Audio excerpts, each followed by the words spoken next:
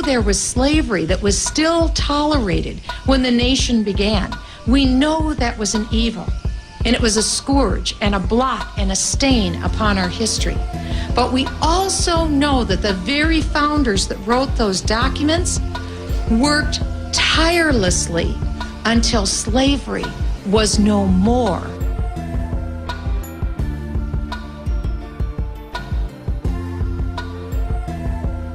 I think we know that just within a day or so, the President of the United States will be taking a trip over to India that is expected to cost the taxpayers $200 million a day. Let's remember, the war in Afghanistan costs, according to the Congressional Budget Office, about $190 million a day. So the idea that a president's trip might cost more than the war in Afghanistan, that just doesn't make any sense. At $200 million a day. Have you ever seen the president?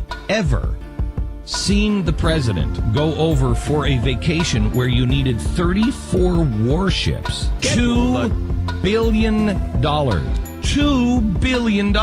34 warships. We are sending. He's traveling with 3,000 people. I will take the liberty this time of dismissing as absolutely absurd this notion that somehow we were deploying 10% of the Navy, some 34 ships and an aircraft carrier in support of the president's trip to Asia. That's just comical. During the Democratic National Convention in 2008, you stated you wanted to keep AK-47s out of the hands of criminals. What has your administration done or plan to do to limit the availability of assault weapons? And to change the culture of violence we have. And you ask, how are we going to do that? And there are a number of things. He mentioned good schools. I totally agree. We were able to drive our schools to be #1 in the nation in my state. And I believe if we do a better job in education, we'll give people the hope and opportunity they deserve, and perhaps less violence from that. But let me mention another thing, and that is parents. We need moms and dads helping raise kids. Wherever possible, the benefit of having two parents in the home, and that's not always possible. A lot of great single moms, single dads. But gosh, to tell our kids that before they have babies, they ought to think about getting married to someone, that's a great idea.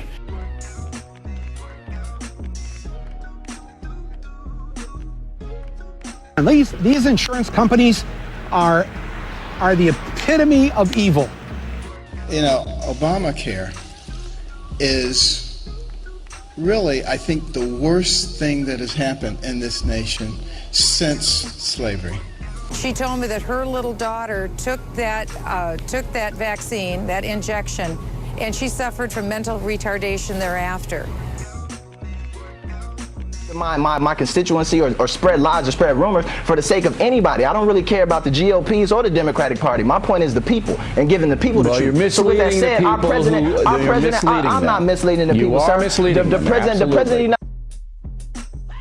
Let's talk about this 20%. You have refused, and again, to offer specifics on how you pay for that 20% across the board tax cut. Do you actually have the specifics, or are you still working on it and that's why you won't tell voters? Different than this administration, we actually want to have big bipartisan agreements. You see, I understand. Do you have the specifics? Do you have the math? Do you know exactly what you're doing? Look at what Ronald Reagan and Tip O'Neill did. They worked together out of a framework to lower tax rates and broaden the base, and they worked together to fix that. What we're saying is, here's our framework. Lower tax rates 20%,